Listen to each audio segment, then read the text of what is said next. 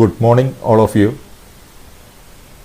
നമ്മുടെ 10ാം ക്ലാസ്സിലെ ബയോളജി ഒന്നാമത്തെ അധ്യായം അറിയാനും പ്രതികരിക്കാനും സെൻസേഷൻസ് ആൻഡ് റെസ്പോൺസസിന് ശേഷം നമ്മൾ വിക്ടേഴ്സ് ചാനലിൽ രണ്ടാമത്തെ പാഠം വിൻഡോസ് ഓഫ് നോളജ് അറിവിൻ്റെ വാതായനങ്ങൾ എന്ന് പറയുന്ന പാഠത്തിലേക്ക് പ്രവേശിച്ചിരിക്കുകയാണ്.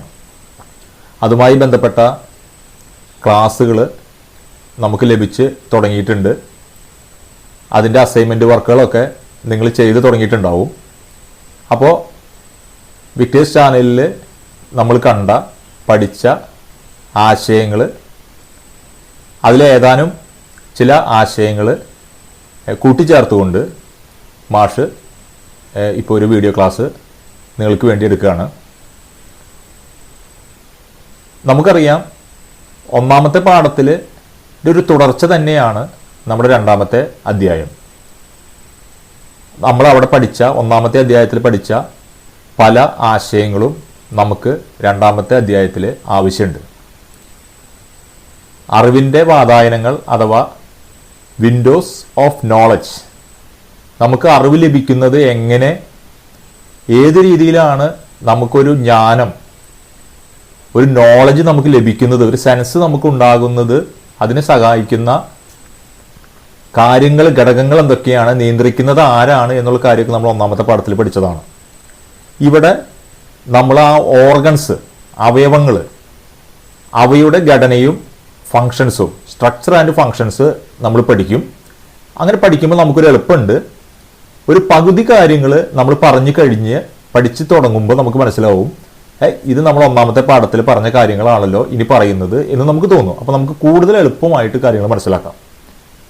അപ്പോൾ അറിവിൻ്റെ വാതായനങ്ങൾ അഥവാ വിൻഡോസ് ഓഫ് നോളജ് എന്ന് പറയുന്ന അധ്യായത്തിൽ നമുക്ക് തീർച്ചയായും നമുക്കറിയാം, നമ്മുടെ 5 ഇന്ദ്രിയങ്ങളെക്കുറിച്ചാണ്, സെൻസ് ഓർഗൻസ്, 5 സെൻസ് ഓർഗൻസ്, അതിനെക്കുറിച്ചാണ് നമ്മൾ പ്രധാനമായിട്ടും നമ്മൾ പഠിക്കുന്നത്.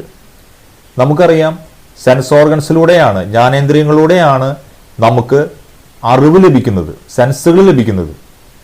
അപ്പോൾ ആ ഒരു ഓർഡറിൽ നമ്മൾ പഠിക്കുന്നു. ഏറ്റവും കൂടുതൽ സെൻസുകൾ നമുക്ക് ലഭിക്കുന്ന ഓർഗൻസിൻ്റെ ഒരു ഓർഡറിൽ നമ്മൾ ഈ അധ്യായത്തിൽ നമ്മൾ വിവരങ്ങൾ പഠിക്കുന്നുണ്ട്. അപ്പോൾ നമുക്കത് തുടരാം. ഇവിടെ നമുക്ക് സ്ക്രീനിൽ കാണാം, നമ്മുടെ പാഠത്തിൻ്റെ ആരംഭത്തിൽ തന്നിരിക്കുന്ന ഒരു ചിത്രം തന്നെയാണ്. അപ്പോൾ ഇവിടെ സെൻസ് ഓർഗൻസ് അഥവാ ജ്ഞാനേന്ദ്രിയങ്ങൾ എന്ന് പറഞ്ഞിട്ട് നമുക്ക് ഇവിടെ ആ കൈ കാണിച്ചിരിക്കുന്നത് സ്പർശം, അതായത് ടച്ച്, അതിനെ കാണിക്കുന്ന സ്കിൻ അഥവാ ത്വക്ക്. ഇവിടെ നമുക്കറിയാം ഐ, കണ്ണ്, ഇത് ടങ്, നാക്ക്, ഇത് നോസ്, മൂക്ക്, ഇത് ഇയർ, ചെവി. ഇതെല്ലാം പോകുന്നത് എവിടേക്കാണെന്ന് നമുക്കറിയാം, നമ്മുടെ ഒന്നാമത്തെ പാഠത്തിലേക്കാണ്. നമ്മുടെ ഒന്നാമത്തെ പാഠത്തിൽ നമ്മൾ പഠിച്ച, നമ്മൾ സെൻസേഷൻസ് ആൻഡ് റെസ്പോൺസസിൽ നമ്മൾ പ്രധാന കഥാപാത്രമായി പഠിച്ച മസ്തിഷ്കം അഥവാ ബ്രെയിൻ, അവിടെയാണ് അതിൻ്റെ നിയന്ത്രണ കേന്ദ്രങ്ങളൊക്കെ ഉള്ളത്. അല്ലെങ്കിൽ ഈ അറിവുകൾ നമുക്ക് അനുഭവഭേദ്യമാക്കുന്നത് മസ്തിഷ്കമാണ്, കേന്ദ്രനാഡീ വ്യവസ്ഥയാണ് എന്ന് മനസ്സിലാക്കാനായിട്ടാണ് ഇങ്ങനൊരു ചിത്രം നമ്മുടെ പാഠത്തിൻ്റെ ആരംഭത്തിൽ തന്നെ നൽകിയിട്ടുണ്ട്. അത് നിങ്ങൾക്ക് ഞാൻ ജസ്റ്റ് ഒന്ന് പരിചയപ്പെടുത്തിയതാണ്. കാഴ്ചയ്ക്ക് സഹായിക്കുന്ന ജ്ഞാനേന്ദ്രിയമാണ് കണ്ണ്. കണ്ണിലെ ഗ്രാഹികളെ പ്രകാശഗ്രാഹികൾ എന്ന് വിളിക്കുന്നു. ചെവി കേൾവിക്കും ശരീരത്തിന്റെ തുലനനില പാലിക്കുന്നതിനും സഹായിക്കുന്നു. കേൾവിക്കും തുലനനിലയ്ക്കും വെവ്വേറെ രോമകോശങ്ങൾ സഹായിക്കുന്നു. രുചി അറിയാൻ സഹായിക്കുന്ന ജ്ഞാനേന്ദ്രിയമാണ് നാക്ക്. രുചികൾ തിരിച്ചറിയുന്നതിന് നാവിലെ രാസഗ്രാഹികൾ സഹായിക്കുന്നു. മൂക്ക് ഗന്ധം തിരിച്ചറിയാൻ സഹായിക്കുന്നു.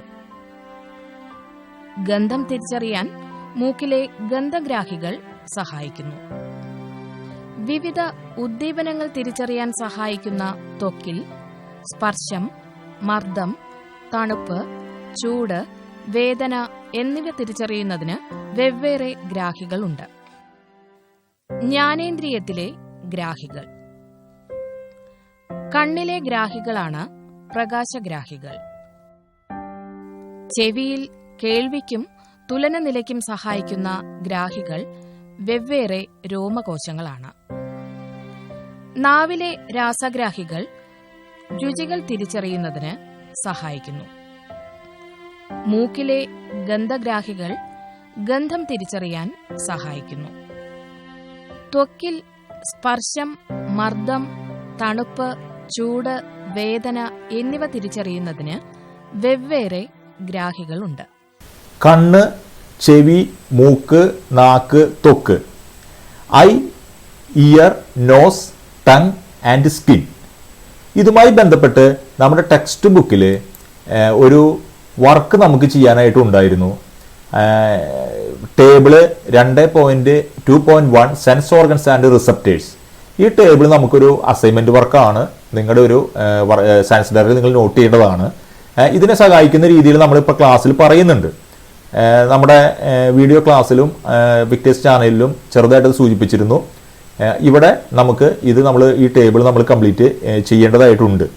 അപ്പോൾ അതുമായി ബന്ധപ്പെട്ട് അതിനെ സഹായിക്കുന്ന നമ്മുടെ ഒരു വർക്കാണ് നമ്മളിപ്പോൾ ഇവിടെ സ്ക്രീനിൽ കാണുന്നത്.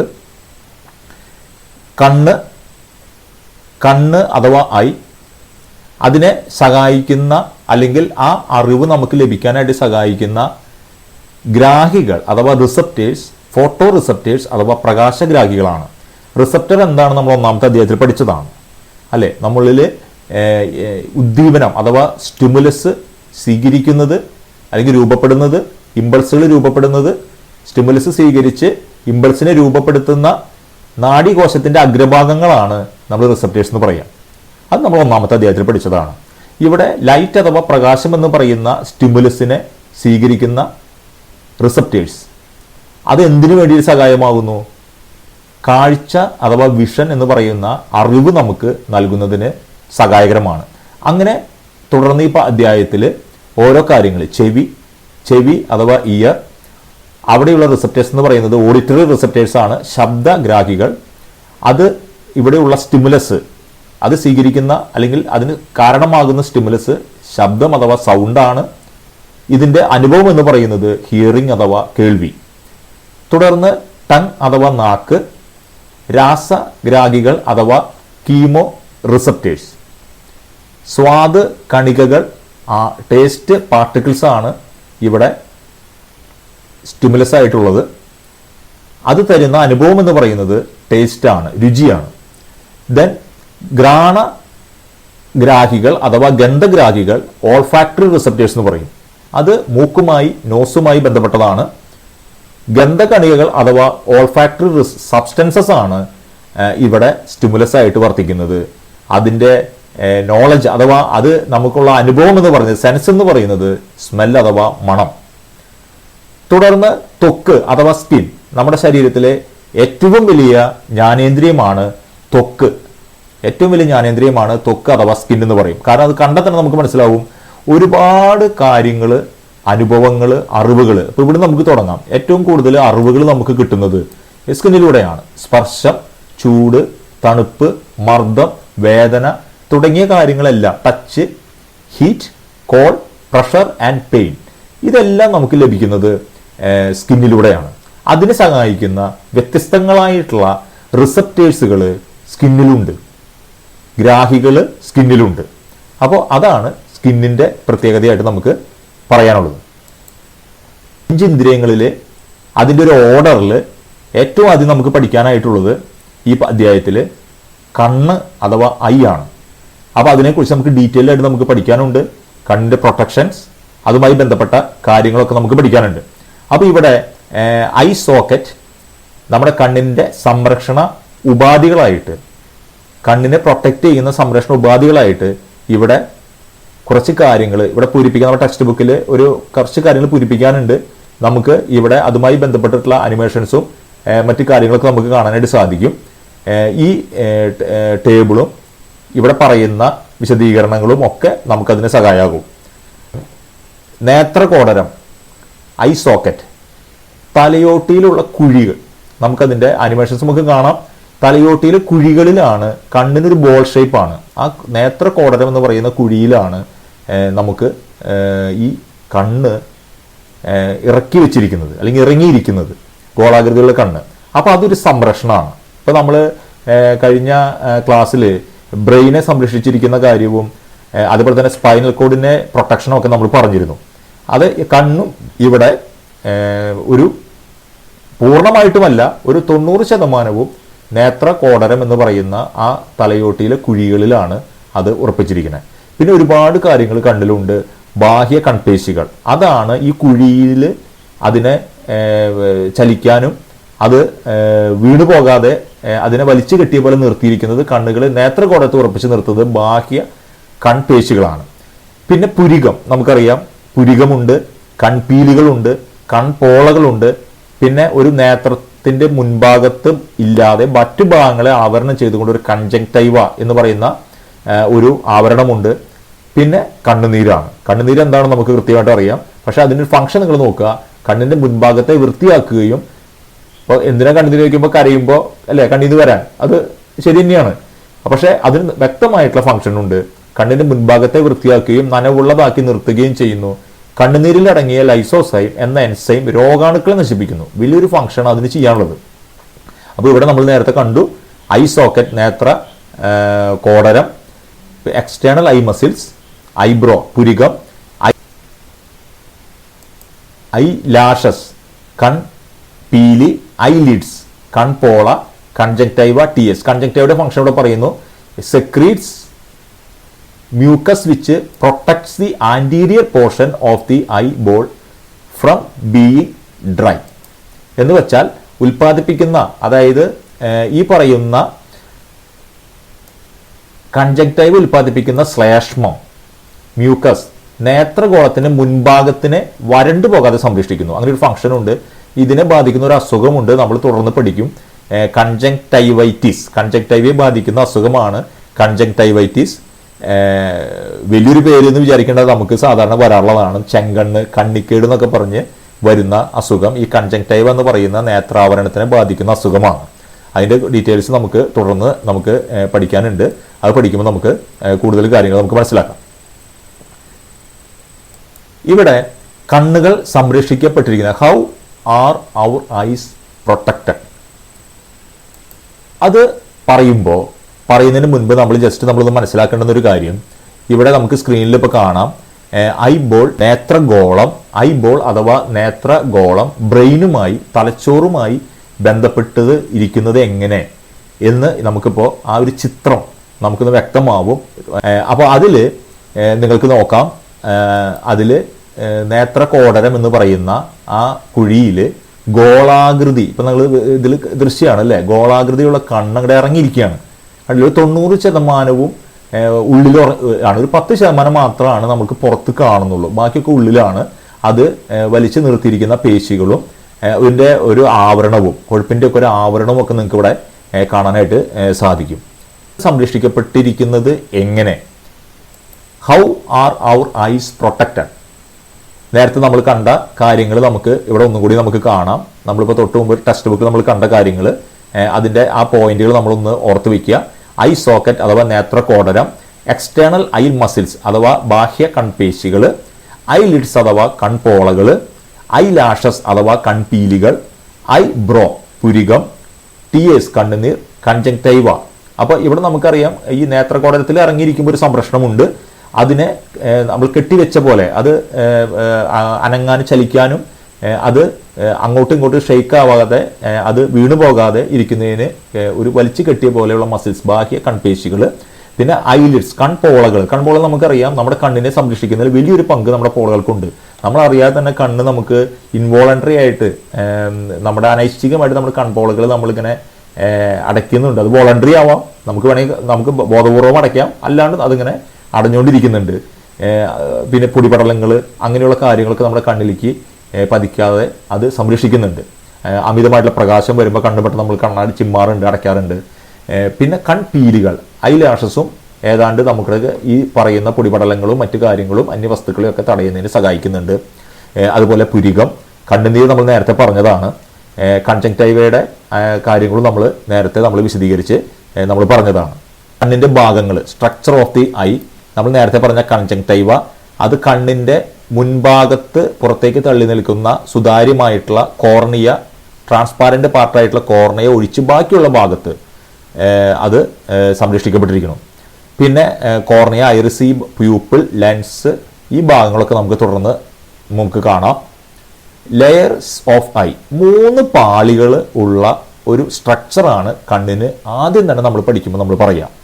3 പാളികൾ കണ്ണിനുണ്ട്.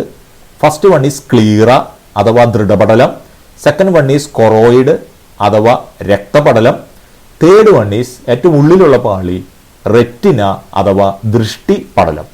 അതിൽ സ്ക്ലീറ അഥവാ ദൃഢപടലം, the white outer layer which gives firmness to the eye made up of connective tissue, കട്ടിയേറിയ യോജക കലകളാൽ നിർമ്മിതമായിട്ടുള്ളതാണ് സ്ക്ലീറ എന്ന് പറയുന്ന ഏറ്റവും പുറമെയുള്ള പാളി. അതാണ് കണ്ണിന്റെ വെള്ള എന്ന് നമ്മൾ പറയുക അല്ലെ. നമ്മൾ കണ്ണിലേക്ക് നോക്കുമ്പോൾ ഒരു വെള്ള ഭാഗം നമ്മൾ കാണുന്നില്ലേ, കൂടുതലും കാണുന്നത് വെള്ളയാണ്. ആ ഭാഗമാണ് സ്ക്ലീറ എന്ന് പറയുന്നത്.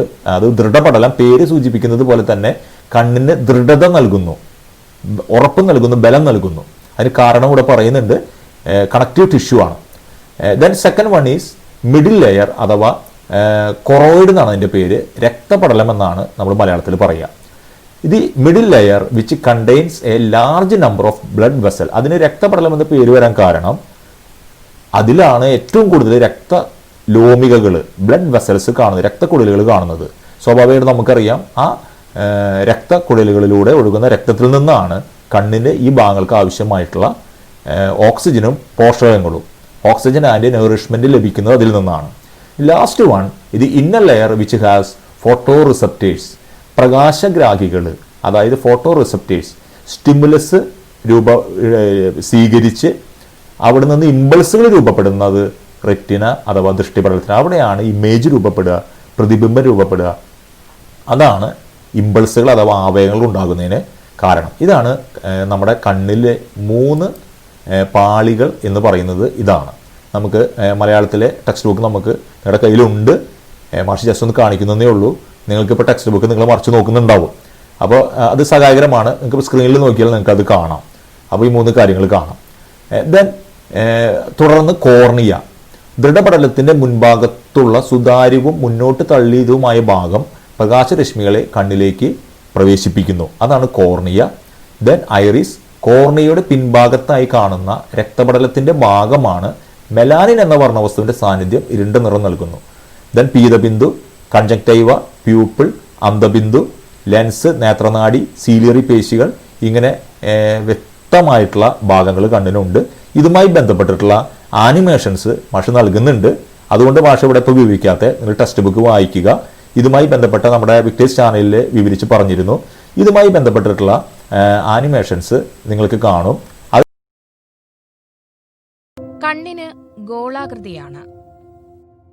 നേത്രഗോളത്തിന് 3 പാളികളുണ്ട്. ദൃഢപടലം, രക്തപടലം, റെറ്റിന എന്നിവയാണവ.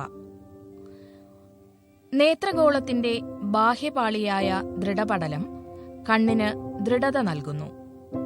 ഇത് യോജക കലകൾ കൊണ്ട് നിർമ്മിച്ചിരിക്കുന്നു. ദൃഢപടലത്തിന്റെ മുൻഭാഗത്തുള്ള സുതാര്യവും മുന്നോട്ട് തള്ളി നിൽക്കുന്നതുമായ ഭാഗമാണ് കോർണിയ. ഈ ഭാഗമാണ് പ്രകാശരശ്മികളെ കണ്ണിലേക്ക് പ്രവേശിപ്പിക്കുന്നത്. കോർണിയ ഒഴികെ ദൃഢപടലത്തിന്റെ മുൻഭാഗത്തെ ആവരണം ചെയ്ത് സംരക്ഷിക്കുന്ന സ്ഥലമാണ് കൺജങ്ക്റ്റൈവ. ധാരാളം രക്തക്കുഴലുകൾ കാണപ്പെടുന്ന മധ്യപാളിയാണ് രക്തപടലം. കണ്ണിനു മുൻഭാഗത്ത് രക്തപടലത്തിൽ നിന്നുണ്ടാകുന്നതും കോർണിയയ്ക്ക് പിന്നിലുള്ളതുമായ ഭാഗമാണ് ഐറിസ്. മെലാനിൻ എന്ന വർണ്ണവസ്തു ഇതിന് ഇരുണ്ട നിറം നൽകുന്നു. ഐറിസിന്റെ മധ്യഭാഗത്തുള്ള സുഷിരമാണ് പ്യൂപ്പിൾ. പ്രകാശ തീവ്രതയ്ക്കനുസരിച്ച് പ്യൂപ്പിളിന്റെ വലിപ്പം ക്രമീകരിക്കാനാകും. ഐറിസിലെ പ്യൂപ്പിളിന് പിന്നിൽ ഇലാസ്തികതയുള്ള സുതാര്യമായ കോൺവെക്സ് ലെൻസ് കാണപ്പെടുന്നു. ലെൻസിൽ നിന്നും പുറപ്പെടുന്ന സ്നായുക്കൾ രക്തപടലത്തിൽ നിന്ന് രൂപപ്പെടുന്ന സീലിയറി പേശികളുമായി ലെൻസിനെ ബന്ധിപ്പിക്കുന്നു. ലെൻസിനെ ചുറ്റിയുള്ള വൃത്താകൃതിയിലുള്ള സീലിയറി പേശികൾ സങ്കോചിക്കുകയും വികസിക്കുകയും ചെയ്യുന്നതിനനുസരിച്ച് ലെൻസിന്റെ വക്രത വ്യത്യാസപ്പെടുന്നു. നേത്രഗോളത്തിന്റെ ഏറ്റവും ആന്തരപാളിയാണ് റെറ്റിന അഥവാ ദൃഷ്ടിപടലം. കാഴ്ചയ്ക്ക് സഹായിക്കുന്ന പ്രകാശഗ്രാഹികൾ സ്ഥിതി ചെയ്യുന്നത് ഈ പാളിയിലാണ്. റെറ്റിനയിൽ പ്രകാശഗ്രാഹികൾ കൂടുതലായി കാണപ്പെടുന്ന ഭാഗം പീതബിന്ദു എന്നറിയപ്പെടുന്നു. പ്രതിബിംബത്തിന് ഏറ്റവും തെളിമയുള്ള ഭാഗമാണിത്. റെറ്റിനയിൽ നിന്ന് നേത്രനാഡി ആരംഭിക്കുന്ന ഭാഗത്ത് പ്രകാശഗ്രാഹി കോശങ്ങളില്ല. കാഴ്ചയില്ലാത്ത ഭാഗമാണ് അന്ധബിന്ദു. നേത്രനാഡിയാണ് പ്രകാശഗ്രാഹി കോശങ്ങളിൽ നിന്നുള്ള ആവേഗങ്ങളെ മസ്തിഷ്കത്തിലെ കാഴ്ചയുടെ കേന്ദ്രത്തിലേക്ക് എത്തിക്കുന്നത്. The human eye. The main parts of the eye include the following: conjunctiva, cornea, iris, pupil, lens, ciliary muscles, choroid, optic nerve, and retina. The capsule of the eyeball seems to have 3 layers. This thick, tough outer layer is called the sclera and serves to protect the delicate structure within. This transparent bulging portion is called the cornea. There is also a crystalline lens, which is one of the main parts of the human eye. The second layer is called the choroid. It consists layer of the eyeball is the retina, a very delicate membrane. The retina is actually the part of the optic nerve which transmits the light impulses to our brain. The retina is the most important and complex structure in the eyeball. It consists of a complicated arrangement of rods and cones which convert light waves into nerve impulses. There are 2 fluids inside the eye, the aqueous and the vitreous. The aqueous fluid is watery and fills in the area in front of the eye. It can be seen in the chamber in between the cornea and the lens. This fluid is formed from blood and is reabsorbed into blood. The fluid gives nourishment to the tissues in the eye. The chamber in between the lens and the retina is filled with a jelly-type fluid called the vitreous fluid. The shape of the eyes to a large extent depends on the presence of the vitreous fluid. The light rays that enter in through the cornea passes into the eye through a small opening in the iris called the pupil and falls on the retina. The size of the pupil depends on the muscular movements of the iris. This helps to regulate the intensity of light rays falling on the retina. The fluids in the I അത് വളരെ പ്രധാനപ്പെട്ടതാണ്. കണ്ണിൽ 2 ദ്രാവകങ്ങൾ, വെള്ളങ്ങൾ കണ്ണിലുണ്ട്. അക്യസ് ഹ്യൂമറും vitreous ഹ്യൂമറും. അപ്പോൾ അക്യസ് ഹ്യൂമറും vitreous ഹ്യൂമറും പറയുന്നതിന് മുൻപ് ഈ വെള്ളങ്ങൾ നിറഞ്ഞു നിൽക്കുന്നത് 2 അറകളിലാണ്. അതിന് അക്വസ് ചേംബർ എന്നും വിട്രിയസ് ചേംബർ എന്നും പറയും. അതിന് അക്വസ് ഹ്യൂമറിന് അക്വസ് ദ്രവം മലയാളത്തിൽ പറയും, അല്ലെങ്കിൽ ജലീയ ദ്രവം. അത് ടെക്സ്റ്റ് ബുക്കിൽ ഇല്ല പേര്, എങ്കിലും ഞാൻ പറഞ്ഞത് മാത്രം. പിന്നെ വിട്രിയസ് ഹ്യൂമർ എന്ന് പറഞ്ഞാൽ അതിനെ സ്ഫടിക ദ്രവം, വിട്രിയസ് ദ്രവം എന്ന് പറയും. ശരിക്കും മലയാളത്തിൽ സ്ഫടിക ദ്രവം എന്ന് പറയും. സ്ഫടികം പോലെ തിളങ്ങും. അതൊരു അർദ്ധഖരാവസ്ഥയിലുള്ള ഒരു ദ്രാവകമാണ്.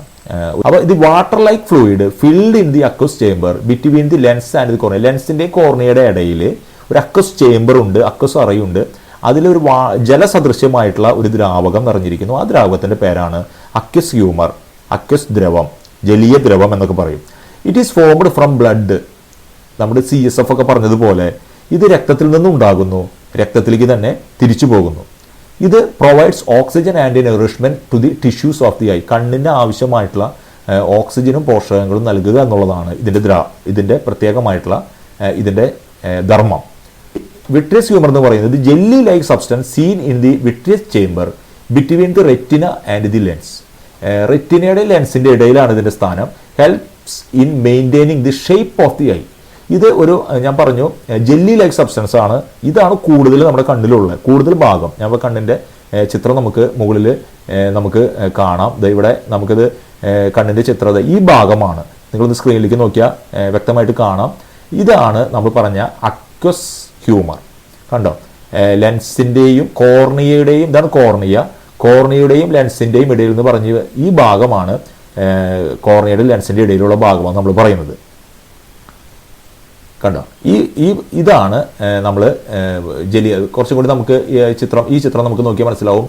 ഇത് കണ്ടോ, കോർണിയ, ഈ ഭാഗമാണ് കോർണിയ, ഇതാണ് ലെൻസ്. ഇതിൻ്റെ ഇടയിലുള്ള ഈ ഭാഗത്തിന് നമ്മൾ പറയുന്ന പേരാണ് അക്വസ് ചേംബർ. ഇതിൽ നിറഞ്ഞിരിക്കുന്ന ദ്രാവകമാണ് അക്വസ് ഹ്യൂമർ അഥവാ അക്വസ് ദ്രവം. ഇവിടെ നിങ്ങൾ നോക്കിയേ, ലെൻസിൻ്റെയും റെറ്റിനയുടെ ഇടയിലുള്ള ഇത്രയും ഏരിയയിൽ നിറഞ്ഞിരിക്കുന്ന ദ്രാവകമാണ് വിട്രിയസ് ഹ്യൂമർ. ഈ അറയുടെ പേര് വിട്രിയസ് ചേംബർ എന്നാണ്. അപ്പോൾ ഇതാണ് നമ്മൾ ജെല്ലി ലൈക്ക് സബ്സ്റ്റൻസ്, ഒരു സെമി സോളിഡ് ഒരു സബ്സ്റ്റൻസ് നമ്മൾ പറയുന്നത്. അപ്പോൾ ഇതിൻ്റെ പ്രധാന ഫംഗ്ഷൻ എന്ന് പറയുന്നത് ഈ കണ്ണിൻ്റെ ഈ ഗോളാകൃതി നിലനിർത്താനായിട്ട് സഹായിക്കുന്ന ദ്രാവകം ഇതാണ്. ഇത് കണ്ണിൽ നിന്ന് വിട്ടുപോയി കഴിഞ്ഞ് കഴിഞ്ഞാൽ ആ ഗോളാകൃതി നഷ്ടപ്പെടും. പിന്നെ നമുക്ക് ബ്ലൈൻഡ് ആയിരിക്കും, നമുക്ക് കാഴ്ച നമുക്ക് ബുദ്ധിമുട്ടുണ്ടാക്കും. അപ്പോൾ ഇതാണ് നമ്മൾ ഇപ്പോൾ ഈ പറയുന്ന ദ്രാവകം. അപ്പോൾ ഇതിൻ്റെ കണ്ണിൻ്റെ സ്ട്രക്ചറിൽ വരുന്ന കാര്യങ്ങളാണ്. അതുമായി ബന്ധപ്പെട്ടിട്ടുള്ള കാര്യങ്ങൾ തുടർന്ന് നമുക്ക് കാണാനായിട്ട് സാധിക്കും. നമ്മൾ കണ്ണിൻ്റെ സ്ട്രക്ചറും ഏതാണ്ട് ആ ഭാഗങ്ങളുടെ ഫങ്ഷൻസും നമ്മളിപ്പോൾ കൂടുതൽ മനസ്സിലാക്കി. ഇനി കുറച്ചും കൂടി നമുക്ക് അതിൻ്റെ കൂടുതൽ കാര്യങ്ങൾക്ക് മനസ്സിലാക്കാനായിട്ട് മാഷിപ്പോൾ കഴിഞ്ഞ ക്ലാസ്സിൽ നിങ്ങൾക്ക് തൊട്ട് മുമ്പ് കണ്ട 1-ാമത്തെ അധ്യായത്തിൽ നമുക്ക് ബ്രെയിനെ കുറിച്ച് നമ്മൾ പഠിച്ചപ്പോൾ ബ്രെയിനിൻ്റെ ഡിസെക്ട് ചെയ്തുകൊണ്ട് നമ്മളതിൻ്റെ ഒരു വീഡിയോ നമ്മൾ കണ്ടിരുന്നു. നിങ്ങൾക്കൊക്കെ അത് ഇഷ്ടമായിട്ടാണെന്ന് വിചാരിക്കണം. അത് നിങ്ങൾ കാണാതിരിക്കേണ്ട കാര്യമൊന്നുമില്ല. നമ്മളിപ്പോൾ സ്കൂളിൽ നമ്മൾ നേരിട്ട് വന്നിരുന്നെങ്കിൽ നമ്മൾ സ്കൂളിൽ നമ്മൾ കാണിക്കുന്ന കാര്യങ്ങൾ തന്നെയാണ്. മനസ്സിലായോ? അപ്പോൾ നമുക്കത് തൊട്ടും അത് മുറിച്ചും അത് നമുക്ക് പെട്ടെന്ന് മനസ്സിലാവും. പക്ഷേ ഇപ്പം നിവൃത്തിയില്ലാത്തതുകൊണ്ട് നമുക്ക് അതിന് വീഡിയോ എടുത്തുകൊണ്ട് വീഡിയോയിൽ സംഘടിപ്പിച്ചുകൊണ്ട് നിങ്ങൾക്ക് കാണിച്ചിരുന്നത് മാത്രം. അത് കൂടുതൽ പെട്ടെന്ന് നമുക്ക് നേരിട്ടുള്ള ഒരു അനുഭവമാണത്. നമ്മളറിയാം, നമ്മൾ പഠിക്കുന്ന ബയോളജി എന്ന് പറയുന്നത് നമ്മളെക്കുറിച്ചുള്ളതാണ്. നമ്മുടെ ശരീരത്തിലുള്ള അവയവങ്ങളെക്കുറിച്ചാണ് നമ്മൾ പഠിക്കുന്നത് മുഴുവൻ. അപ്പോൾ അത് നേരിട്ട് നമ്മളിലുണ്ട്. പക്ഷേ ജീവനോടെ നമ്മുടെ അവയവങ്ങളെടുത്ത് നമുക്ക് പഠിക്കാൻ പറ്റില്ല. അപ്പോൾ നമ്മൾ അറബുശാലയിൽ നിന്നൊക്കെ ശേഖരിച്ചിട്ടുള്ള നമുക്ക് കളക്ട് ചെയ്തിട്ടുള്ള കാര്യങ്ങൾ വെച്ചിട്ടാണ് നമ്മൾ പഠിക്കുക, നമ്മുടെ കാര്യങ്ങൾ മനസ്സിലാക്കുക എന്നുള്ളത്. അപ്പം നേരിട്ട് നമ്മൾ ഒറിജിനൽ വസ്തുക്കൾ വെച്ച് കാണുമ്പോൾ അത് നിങ്ങൾക്ക് ഇൻട്രസ്റ്റിംഗ് ആവും എന്നുള്ള ധാരണയിലാണ് മാഷത് സംഘടിപ്പിച്ച് നിങ്ങൾക്ക് കാണിക്കുന്നത്. ഇവിടെയും നമ്മുടെ കണ്ണാണ് നമ്മൾ പഠിക്കുന്നത്. അപ്പോൾ കണ്ണ് നമുക്ക് ലഭ്യമാണ്. അറവുശാലയിൽ നിന്നും നമുക്ക് പോത്തിൻ്റെയൊക്കെ കണ്ണ് നമുക്ക് ലഭിക്കുന്നുണ്ട്. അപ്പോൾ അതുപയോഗിച്ചുകൊണ്ട് ഒരു ഡിസെക്ഷൻ, അതിലൂടെ നമുക്ക് കണ്ണിൻ്റെ എല്ലാ ഭാഗങ്ങളും, ഇപ്പോൾ നമ്മൾ പറഞ്ഞ കണ്ണിൻ്റെ ഘടനയും അതിൻ്റെ ഫങ്ഷൻസൊക്കെ കൃത്യമായിട്ട് മനസ്സിലാക്കാവുന്ന രീതിയിലുള്ള ഒരു ലൈവ് വീഡിയോ നമ്മൾ, അതായത് ഒറിജിനൽ ആയിട്ടുള്ള പോത്തിൻ്റെ കണ്ണ് ഡിസെക്ട് ചെയ്തുകൊണ്ടുള്ള, നമ്മൾ കഴിഞ്ഞ ക്ലാസ്സിൽ കണ്ടതുപോലെ തന്നെ ബ്രെയിൻ ഡിസെക്ട് ചെയ്തതുപോലെ ഇവിടെ കണ്ണ് കൃത്യമായിട്ടും, കണ്ണിന് പ്രത്യേകതയുണ്ട്. നമ്മൾ ബ്രെയിൻ നമ്മളന്ന് മുറിച്ചൊന്നും കാണിച്ചിട്ടുണ്ടായിരുന്നില്ല, കാരണം അധികം ഭാഗങ്ങൾ ബ്രെയിൻ മുറിച്ച് കാണാനില്ല. പക്ഷേ കണ്ണ് അങ്ങനെയല്ല. നമുക്കറിയാം, ഒരു 10% മാത്രമേ നമ്മൾ പുറത്ത് കണ്ട് കാണുന്നുള്ളൂ. 90% നമ്മൾ കാണാതിരിക്കുന്ന കുറേ ഭാഗങ്ങളുണ്ട്. കണ്ണിൻ്റെ ഉള്ളിൽ ലെൻസുണ്ട്. ഞാൻ നേരത്തെ പറഞ്ഞ ജെല്ലി ലൈക്ക് സബ്സ്റ്റൻസ്, സ്ഫടികദ്രവം അഥവാ വിട്രിയസ് ഹ്യൂമറുണ്ട്. അതുപോലെ തന്നെ ഈ ജലത്തിന് സദൃശമായിട്ടുള്ള ജലീയ ദ്രവം, പിന്നെ കോർണിയ, അതുമായി ബന്ധപ്പെട്ടിട്ടുള്ള കാര്യങ്ങൾ, 3 ലെയറുകൾ, മസിൽസുകൾ, ഇതൊക്കെ നേരിട്ട് കാണാമെന്നുള്ളത് നമുക്ക് വളരെ താല്പര്യം ഉണ്ടാക്കുന്ന കാര്യമാണ്. അപ്പോൾ അത് നിങ്ങൾ കൃത്യമായിട്ട് കാണാൻ ശ്രദ്ധിക്കുക. നമ്മളത് കൃത്യമായിട്ട് കാണണം. അതുമായി ബന്ധപ്പെട്ട് നമ്മൾ നോട്ടുകൾ എഴുതണം, ടെക്സ്റ്റ് ബുക്ക് വായിക്കണം, സയൻസ് ഡയറിയിൽ അസൈൻമെൻറ്റുകളും കാര്യങ്ങളും പറയുന്ന കാര്യങ്ങൾ കൃത്യമായിട്ട് ചെയ്യണം. അപ്പോഴാണ് നമുക്കതൊരു കൂടുതൽ താല്പര്യം ഉണ്ടാക്കുള്ളൂ. നമുക്കറിയാം, നമ്മൾ അനുഭവങ്ങളെക്കുറിച്ചാണ് പഠിക്കുന്നത്, അല്ലേ? നമുക്ക് സെൻസുകളെ കുറിച്ചാണ് നമ്മൾ പഠിക്കുന്നത്. അപ്പോൾ നമ്മൾ ആ ഒരു സെൻസോട് കൂടി തന്നെ നമ്മൾ കാര്യങ്ങൾ ചെയ്യണം. അപ്പോൾ നമ്മളത് കാണും. നമ്മൾ ഇന്ന് കണ്ണിൻ്റെ ഘടന മനസ്സിലാക്കാൻ വേണ്ടി ഒരു പോത്തിൻ്റെ കണ്ണ് കീറുകയാണ്. ഞാൻ 2 കണ്ണ് സംഘടിപ്പിച്ചിട്ടുണ്ട്. പോത്തിൻ്റെ കണ്ണും മനുഷ്യൻ്റെ കണ്ണും തമ്മിലൊരു 3 വ്യത്യാസമെങ്കിലും നമുക്ക് പറയാൻ കഴിയും. പോത്തിൻ്റെ കണ്ണ് നമ്മളെക്കാൾ വലുതാണ്. നമ്മുടേത് 2.5 സെന്റിമീറ്റർ ആണെന്ന് ഞാൻ പറഞ്ഞു. ഇവിടെ പോത്തിന് പ്രകാശം തട്ടുമ്പോൾ പ്രതിഫലിപ്പിക്കുന്ന, പ്രകാശം റിഫ്ലക്റ്റ് ചെയ്യിപ്പിക്കുന്ന ഒരു ടെപ്പീറ്റം എന്ന് പറയുന്ന ഒരു ഭാഗം ഇതിനുണ്ട്. നമ്മുടെ കണ്ണിന് ഇല്ല. നിങ്ങൾക്കറിയാമല്ലോ, ചില ജീവികളിലൊക്കെ രാത്രികാലങ്ങളിൽ കണ്ണിൽ വെളിച്ചം തട്ടിയാൽ അത് പ്രതിഫലിക്കാറുണ്ട്. ഇനി നമ്മളിത് കീറുകയാണ്. അതിനു മുമ്പ് ഈ കണ്ണ് എങ്ങനെയാണ് സംരക്ഷിക്കപ്പെട്ടിരിക്കുന്നത് നോക്കാം. ഈ കുഴികൾ നേത്രകോടരം അല്ലെങ്കിൽ ഐ സോക്കറ്റ് എന്നാണ് ഇതിന് പറയുക, ഐ സോക്കറ്റ്. അതിൽ ഈ ഐ സോക്കറ്റുകളിൽ നമ്മുടെ കണ്ണുകൾ 3 ജോഡി പേശികൾ കൊണ്ട്, ഇവിടെ നോക്കൂ, ഇതിന് പേശി, പോത്തിന്റെ കണ്ണിന്റെ പേശികളാണ് ഇറച്ചിയായിട്ട് നമുക്ക്, മാംസമായിട്ട് നമുക്ക് കാണുന്ന ഈ ഭാഗങ്ങളൊക്കെ പേശികളാണ്. 3 ജോഡി പേശികൾ കൊണ്ട് ഈ സോക്കറ്റിനകത്ത് സംരക്ഷിക്കപ്പെട്ടിരിക്കുന്ന ഈ കണ്ണാണിത്. ഈ നിങ്ങൾ ഈ ഭാഗം ശ്രദ്ധിച്ചില്ലേ?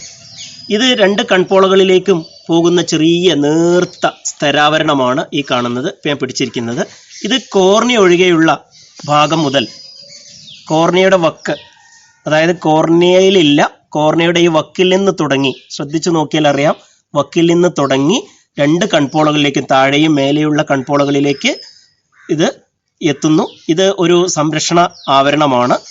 ഇതിനെ കൺജങ്ക്റ്റൈവ എന്നാണ് പറയുക. ചെങ്കണ്ണ് ഇതിനെ ബാധിക്കുന്ന രോഗമാണ്. നമുക്കറിയാം, ചെങ്കണ്ണ് ബാധിച്ചാൽ ഈ കൺജങ്ക്റ്റൈവയിലെ രക്തക്കുഴലുകളൊക്കെ ചുവപ്പാവുമെങ്കിലും കോർണിയ മാത്രം ചുവന്ന് കാണുന്നില്ല.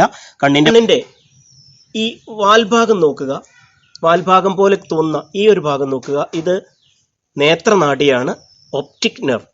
ഈ ഒപ്റ്റിക് നെർവ് അല്ലെങ്കിൽ ശിരോനാഡികളിൽപ്പെട്ട ഒരു സംവേദ നാഡിയാണ്, ഒരു സെൻസറി നെർവാണ് ഇത്, ഒപ്റ്റിക് നെർവ്. ഇതിന്റെ ഉള്ളിലൂടെ മധ്യഭാഗത്തുകൂടെ രക്തക്കുഴലുകൾ കണ്ണിനകത്തേക്ക് പ്രവേശിക്കുകയും ചെയ്യുന്നുണ്ട്. കണ്ണിന് 3 പാളികളാണുള്ളത്. ഏറ്റവും പുറമേയുള്ള പാളിയാണ് ഈ കാണുന്ന ഭാഗം. ഇത് വെളുത്ത നിറത്തിലാണ് കാണുന്നത്. ദൃഢപടലം അല്ലെങ്കിൽ സ്ക്ലീറ എന്നാണ് ഇതിന് പറയുക. ദൃഢത അല്ലെങ്കിൽ സ്ക്ലീറോട്ടിക് എന്നുള്ള സങ്കല്പം നിങ്ങൾക്ക് ഓർക്കുക. പക്ഷേ ഇതിന്റെ മുൻഭാഗം സുതാര്യമാണ്, വെളുത്ത നിറത്തിലല്ല, പ്രകാശം കടന്നു പോകും. ഈ ഭാഗമാണ് കോർണിയ, നമ്മുടെ കോർണിയ. ആ കോർണിയക്ക് ഉള്ളിൽ കാണുന്ന നമ്മുടെ കറുത്ത മുന്തിരി, കണ്ണിലെ കറുത്ത മുന്തിരി എന്ന് നമ്മൾ പറയുന്ന പോലുള്ള ഭാഗം ഉള്ളിൽ വേറെയുണ്ട്. അത് പക്ഷേ അല്പം ഉള്ളിലാണ്, 2ാമത്തെ പാളിയിലാണ്. നിങ്ങൾ ഈ സൈഡ് വ്യൂ ഒന്ന് നോക്കുക. കോർണിയ ഒരൽപ്പം പുറത്തേക്ക് ഉന്തി തള്ളിയ രീതിയിലാണ് നിൽക്കുന്നത്. അതിൻ്റെ ഉള്ളിലാണ് നേരത്തെ പറഞ്ഞ കറുത്ത മുന്തിരി പോലെയുള്ള ഭാഗം. അതിന് ഐറിസ് എന്നാണ് പറയുക. അതിൻ്റെ മധ്യത്തിൽ ഒരു സുഷിരമുണ്ട്, പ്യൂപ്പിൾ, കൃഷ്ണമണി, ഐ പ്യൂപ്പിൾ. അതൊക്കെ ഇതിൻ്റെ 2ാമത്തെ പാളിയാണ്. ഇനി നമുക്കിതൊന്ന് കീറി നോക്കാം, മറ്റു പാളികൾ കാണാം. ഇതാണ് കീറുന്നതിന് ഞാൻ നേരത്തെ പറഞ്ഞ കാര്യങ്ങളൊക്കെ ചെയ്യേണ്ടതുണ്ട്. അതായത് നല്ല പുതിയൊരു ബ്ലേഡ് വേണം. ഇതിൻ്റെ ഉറപ്പുള്ള ഭാഗമാണ് ആദ്യ പാളിയെങ്കിലും. തൊട്ടുള്ളിലുള്ള രക്തപടലം അല്ലെങ്കിൽ കൊറോയിഡും അതിനുള്ളിൽ ഏതാണ്ട് ഒരു മ്യൂക്കസ് പോലെ ദ്രാവകം പോലെ പാളിയായിട്ട് കിടക്കുന്ന റെറ്റിനയും ഒക്കെ വളരെ സൂക്ഷ്മമാണ്, അത് പൊട്ടാൻ സാധ്യതയുണ്ട്. കൂടാതെ ഇതിൽ 2 ദ്രവങ്ങളുണ്ട്. ഒന്ന് ഒലിച്ചു പോകുന്ന മുകളിലുള്ള ഈ ഒരു ഭാഗത്ത് പ്രഷർ, നിങ്ങൾ പ്രഷർ കണ്ടോ, അല്പം അമർത്തിപ്പിടിച്ച ഒരു പ്രഷർ. ഇതിൻ്റെ ഉള്ളിൽ ഒരു വാട്ടറി ഫ്ലൂയിഡ് ആണ്. ഇതാണ് അക്വസ് ഹ്യൂമർ, അക്വസ് ദ്രവം. ഞാൻ പിടിച്ച ഈ ഭാഗത്ത്, മറ്റു ഭാഗത്തായിട്ട് ഇതിൻ്റെ ഉള്ളിൽ ഏറ്റവും സെൻറ്ററിൽ ഒരു ജെല്ലി പോലുള്ള പദാർത്ഥമുണ്ട്. അത് വിട്രിയസ് ഹ്യൂമർ, വിട്രിയസ് ദ്രവം.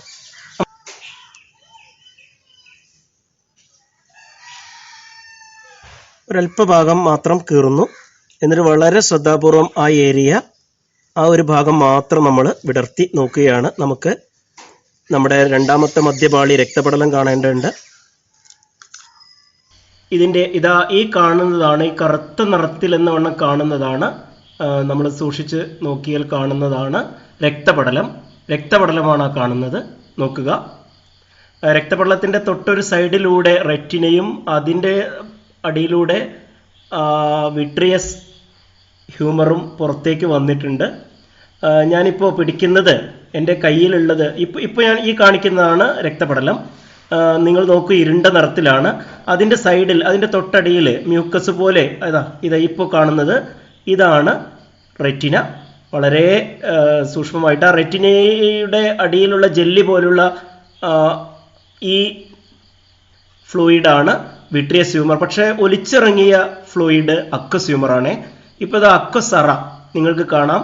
ആ ലെൻസ് മുകളിലുണ്ട്, ഒരു വശത്ത് വിട്രിയസിൻ്റെ മുകളിൽ ലെൻസ് സിലിയർ സ്നായ്ക്കളാൽ കാണുന്നുണ്ട്. ഇതാണ് റെറ്റിന.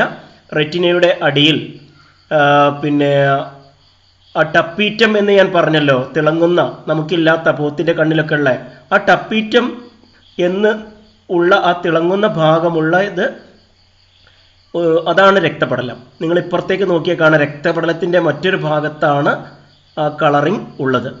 ലെൻസ്, ഇതിൻ്റെ ഉള്ളിൽ ലെൻസ് കാണുന്നുണ്ട്, കണ്ടില്ല? ഒരു ഉള്ളിൽ ഈ വിട്രിയസിൻ്റെ ഉള്ളിലായിട്ട് ലെൻസ് ഉണ്ട്, നമുക്ക് കാണിക്കാം. ലെൻസിനും വിട്രിയസ് കഴിഞ്ഞ് ലെൻസിനും ഉള്ളിലൂടെ എൻ്റെ കാണുന്നുണ്ട്. ഇപ്പോൾ നമ്മൾ കോർണിയയിലൂടെയാണ് കാണുന്നത്, കാണുന്നുണ്ടോ? ഇത് ലെൻസ്, ഇത് വിട്രിയസ്. ലെൻസിനെ ഇവിടെ ഉറപ്പിച്ച് നിർത്തുന്ന മസിലുകളാണിത്. മസിലുകളും അതിലെ ലിഗമെൻസും ആണിത്. ഇതാണ് സിലിയറി മസിൽ, സിലിയറി പേശികൾ. ലെൻസ്, ഇത് ലെൻസിൻ്റെ കവറിംഗ് ആയിരുന്നു. ലെൻസിനെ കവർ ചെയ്തുകൊണ്ട് കാണുന്ന ഈ ഭാഗമാണ്, കോർണിയക്കടിയിൽ കാണുന്ന ഭാഗമാണ് ഞാൻ നേരത്തെ പറഞ്ഞ കണ്ണിലെ കറുത്ത മുന്തിരിയായിട്ട് കാണുന്ന ഐറിസ്. ഐറിസിൻ്റെ മധ്യത്തിൽ ഇതൊരു സുഷിരമാണ്. ഇതിലൂടെ നമുക്ക് കാണുന്നത് കോർണിയയാണ്. കോർണിയയ്ക്ക് പിറകിൽ ഐറിസിൻ്റെ മധ്യത്തിലുള്ള സുഷിരം കൃഷ്ണമണി. നമുക്കിനി ഇതൊന്ന് പൊളിച്ചു നോക്കാം. ഇപ്പോൾ ഐറിസ് ആണ് വലിച്ചു കീറാൻ നോക്കുന്നത്. ഞാൻ പിടിച്ചിരിക്കുന്ന ഭാഗം സ്ക്ലീറയാണ്, ദൃഢപടലമാണ്. എന്നാൽ നമ്മൾ വലിച്ച് എടുക്കാൻ പോകുന്ന ഭാഗം ഐറിസിന്റെ മധ്യത്തിലൊരു സുഷിരം, ഓട്ട നിങ്ങൾക്ക് കാണാം. പ്യൂപ്പിൾ അഥവാ കൃഷ്ണമണി. വ്യക്തമല്ലേ? ഇത് ഞാൻ എൻ്റെ കയ്യിലേക്ക് എടുത്തു വെച്ച ആ ഇരുണ്ട നിറത്തിലുള്ള ഒരു ഏതാണ്ട് ബ്രൗണും കറുപ്പും കലർന്ന നിറത്തിലുള്ള കയ്യിൽ എടുത്തു വെച്ചതാണ് കൃഷ്ണമണിയോട് കൂടിയ, പ്യൂപ്പിളോട് കൂടിയ ഐറിസ്. ഞാൻ വിരലിലിട്ടിരിക്കുന്നത് കോർണിയ. ഇപ്പോൾ എടുത്തു വെച്ചിരിക്കുന്നത് വിട്രിയസും അതിൻ്റെ മുകളിൽ ലെൻസും. അതിനെ കവർ ചെയ്തുകൊണ്ട്, ലെൻസിനെ കവർ ചെയ്തുകൊണ്ടിരുന്ന ഒരു ഭാഗമായിരുന്നു കൃഷ്ണമണിയോട് കൂടിയ ഐറിസ്. ഇപ്പോൾ അതിനെയും കവർ ചെയ്ത് വെച്ചിരിക്കുന്നത് നിങ്ങൾക്ക് കണ്ടുവല്ലോ, കോർണിയായിരുന്നു. ഈ ലെൻസിൻ്റെ സ്നായുക്കളാണ് ഇപ്പോൾ കാണുന്നത്. ലെൻസിനെ സിലിയറി മസിൽസിൽ ഉറപ്പിച്ചു നിർത്തുന്നത് ഇതുപോലെയുള്ള ലിഗമെൻസ് ആണ്, സ്നായുക്കളാണ്. ഇപ്പോൾ ലെൻസ് ഞാൻ വേർപ്പെടുത്തിയെടുത്തു. വിട്രിയസിൻ്റെ മുകളിൽ നിന്ന് ലെൻസ് വേർപ്പെടുത്തിയെടുത്തു. വിട്രിയസ് കണ്ടോ, ജെല്ലി പോലെയാണ്. ലെൻസ് നിങ്ങൾക്ക് കാണാം. ഞാൻ ഡിസ്പ്ലേ ചെയ്ത് വെച്ചിരിക്കുന്നത് നോക്കൂ. കോർണിയ, ഐറിസ്, കൃഷ്ണമണിയോട് കൂടി ലെൻസ്. നമുക്ക് ഈ ലെൻസ് ഒന്ന് വെയിലത്ത് വെച്ച് നോക്കാം. കണ്ടില്ലേ, ഇതൊരു പ്രോട്ടീനാണ് കേട്ടോ, ഗ്ലാസ് അല്ല. ഇനി ആ മുകളിലെ പാളിയായ ദൃഢപടലം, അതിൻ്റെ മുൻഭാഗമായ സുതാര്യമായ കോർണിയ, പിന്നീട് മധ്യപാളിയായ കൊറോയിഡ് അല്ലെങ്കിൽ രക്തപടലം, റെറ്റിനയിലേക്ക് നാഡികൾ വന്നു ചേർന്നിരിക്കുന്നു, റെറ്റിനയായി മാറിയിരിക്കുന്നു. ഇവിടെ വിട്രിയസ് ഹ്യൂമർ നിൽക്കുന്ന ഭാഗം ലെൻസ് കഴിഞ്ഞുള്ള അറ അക്വസ് ദ്രവം, അവിടെ തന്നെ ഐറിസും കാണിച്ചിട്ടുണ്ട്. നിങ്ങൾക്ക് ഈ ചിത്രം കാണാം, നമ്മുടെ കണ്ണിൻ്റെ വിവിധ ഭാഗങ്ങൾ.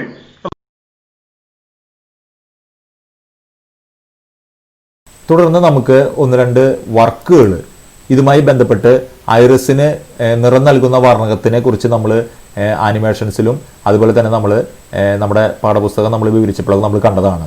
ഐറിസിന് നിറം നൽകുന്ന വർണ്ണകം നിങ്ങൾക്ക് ഓർക്കുന്നുണ്ടോ? പറയുന്നുണ്ട് നിങ്ങൾ. എന്താണ്? മെലാനിൻ എന്ന് പറയുന്ന വർണ്ണവസ്തുവാണ് നമ്മുടെ ഐറിസിന് നിറം. അത് ഓരോ നമുക്കറിയാം, പല നിറത്തിലുള്ള ഒരു കണ്ണിൻ്റെ ഒരു ഇത് നമ്മൾ വിക്ടേഴ്സ് ചാനലിൽ നമ്മൾ പറഞ്ഞതാണ്. പല ക്ലാസ്സിൽ നമ്മളിത് സൂചിപ്പിച്ചിട്ടുള്ളതാണ്. പല നിറത്തിലാണ് നമ്മുടെ കണ്ണിൻ്റെ മുൻഭാഗം, അല്ലേ? നമ്മൾ കൃഷ്ണമണിയുടെ ചുറ്റുമുള്ള റൗണ്ട്. സാധാരണ നമ്മൾ കണ്ണിൻ്റെ കൃഷ്ണമണി ഏതാണെന്ന് ചോദിച്ചാൽ നമ്മൾ പറയുക ആ കണ്ണിലുള്ള ആ വെള്ളയിലുള്ള ആ വലിയ വട്ടമാണ്. സത്യത്തിൽ അതല്ല, അതിൻ്റെ ഉള്ളിലൊരു ചെറിയൊരു ഹോളുണ്ട്, അതാണ് കൃഷ്ണമണി, അതായത് പ്യൂപ്പിൾ എന്ന് പറയുന്നത്. മനസ്സിലായോ? ഐറിസ് അതിൻ്റെ പുറത്തുള്ള അതിന് നിറവ്യത്യാസം ഉണ്ടാവും, പലർക്കും പല നിറമായിരിക്കും. അപ്പോൾ പ്രത്യേകിച്ച് സായിപ്പിൻ്റെ വിദേശ രാജ്യങ്ങളിൽ, പാശ്ചാത്യ രാജ്യങ്ങളിലൊക്കെ ഉള്ളവരുടെ നമ്മൾ കാണാം ഒരു നീലിമ കലർന്ന വെള്ള, പിന്നെ ഒരു മഞ്ഞപ്പ് കൂടുതലുള്ള പല കളറുകൾ. അത് മെലാനിൻ എന്ന് പറയുന്ന പിഗ്മെൻറ്റിൻ്റെ ഏറ്റക്കുറച്ചിലാണ് അതിന് കാരണം. ഇനി നേത്ര ലെൻസുമായി ബന്ധപ്പെട്ട പേശികൾ നമ്മൾ നമ്മുടെ ആനിമേഷൻസ് നമ്മൾ കണ്ടതാണ്. അതേതാണ് നിങ്ങൾക്ക് എഴുതാൻ പറ്റണം. ദെൻ കണ്ണിൽ 2 തരം ദ്രവങ്ങൾ, അവയുടെ ധർമ്മവും പട്ടികപ്പെടുത്തുക. അത് നിങ്ങൾ അസൈൻമെൻറ്റ് വർക്കായിട്ട് നമ്മൾ ചെയ്യേണ്ടതാണ്. കണ്ണിലെ 2 തരം ദ്രവങ്ങൾ, അവയുടെ ധർമ്മം. 2 തരം ദ്രവങ്ങൾ നമ്മൾ പറഞ്ഞു. അക്വസ് ഹ്യൂമർ അഥവാ അക്വസ് ദ്രവം, ജലീയ ദ്രവം, വിട്രിയസ് ഹ്യൂമർ അഥവാ വിട്രിയസ് ദ്രവം അല്ലെങ്കിൽ സ്ഫടിക ദ്രവം, അങ്ങനെയുള്ള പേരുകളിൽ അത് അറിയപ്പെടുന്നുണ്ട്. തുടർന്ന് അടുത്തതായിട്ട് നമ്മൾ ഇത് ചെയ്തതിന് ശേഷം ഇതിനെ തുടർന്ന് നമുക്ക് അടുത്ത ഒരു കാര്യം കൂടി നിങ്ങൾക്ക് ചെയ്യാനുണ്ട്. അത് നിങ്ങൾക്ക് draw complete diagram of the given part, label the name of following. അതായത് ഇവിടെ ഒരു ഭാഗം, കണ്ണിൻ്റെ ഒരു ഭാഗം, അല്ലേ? നമുക്ക് ഏതാ ഭാഗം നമുക്ക് മനസ്സിലായി, ആ മുൻഭാഗത്ത് ഉള്ള ഭാഗമാണ്. ഇത് നിങ്ങൾ കംപ്ലീറ്റ് ചെയ്യണം, ഇത് പൂർണ്ണമാക്കണം, കണ്ണാവണം, ഗോളാകൃതിയിലുള്ള കണ്ണായി മാറണം. എന്നിട്ട് താഴെ ഒരു 3 കാര്യങ്ങൾ തന്നിട്ടുണ്ട്. ആ 3 കാര്യങ്ങൾ ഏതാണ് എന്ന് കണ്ടെത്തി നമ്മൾ അടയാളപ്പെടുത്തണം. Part which carries impulses to brain, തലച്ചോറിലേക്ക് ആവേഗങ്ങൾ എത്തിക്കുന്ന ഭാഗം. ഓർമ്മ വന്നുണ്ടാവും. Layer on which the image focuses, പ്രതിബിംബം പതിക്കുന്ന പാളി. അത് ഏതാണ് ഭാഗം ഇപ്പോൾ മനസ്സിൽ വന്നിട്ടുണ്ടാവും, അത് അടയാളപ്പെടുത്തണം. The part of sclera that allows light to enter, പ്രകാശം കടത്തിവിടുന്ന ദൃഢപടലത്തിൻ്റെ ഭാഗം. ആ ഭാഗം ഇപ്പോൾ മനസ്സിൽ വന്നിട്ടുണ്ടാവും, അത് അടയാളപ്പെടുത്തണം.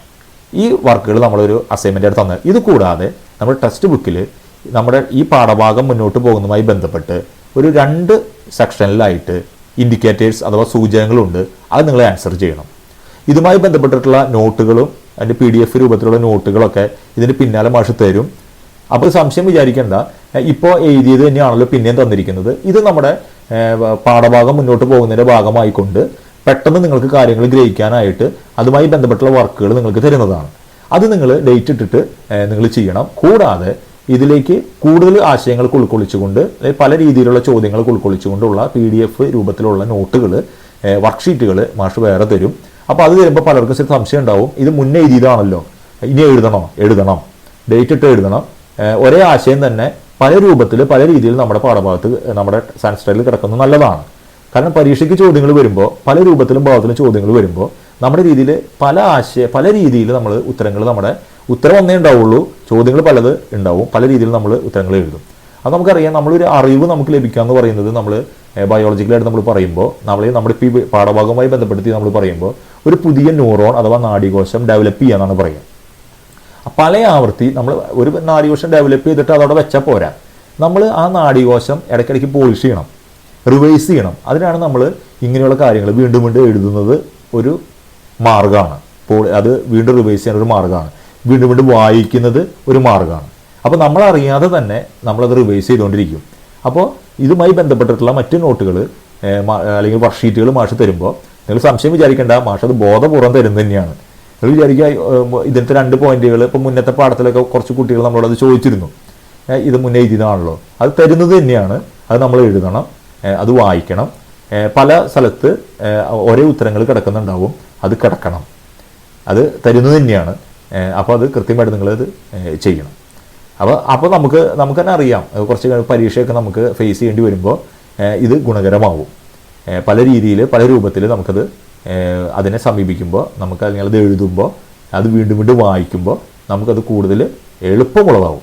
നമ്മൾക്ക് കാര്യങ്ങൾ അത് ഒരിക്കലും മറക്കില്ല എന്ന് നമ്മൾ പറയാം. അത് പരീക്ഷയ്ക്ക് വേണ്ടി മാത്രമല്ല പറയണേ, നമ്മളെക്കുറിച്ച് പഠിക്കുന്നു. ആ കാര്യങ്ങൾ നമുക്ക് കുറേ നമ്മുടെ നിത്യജീവിതത്തിലേക്ക് ഡെയിലി ലൈഫിലേക്ക് ആവശ്യമുള്ള കാര്യങ്ങളുണ്ട്.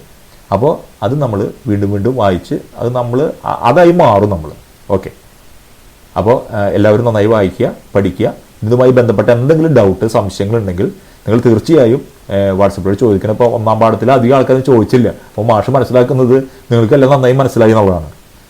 അപ്പോൾ എല്ലാം കൃത്യമായിട്ട് മനസ്സിലായി. നമുക്കതുമായി ബന്ധപ്പെട്ട പരീക്ഷകൾ വരുന്നുണ്ട്.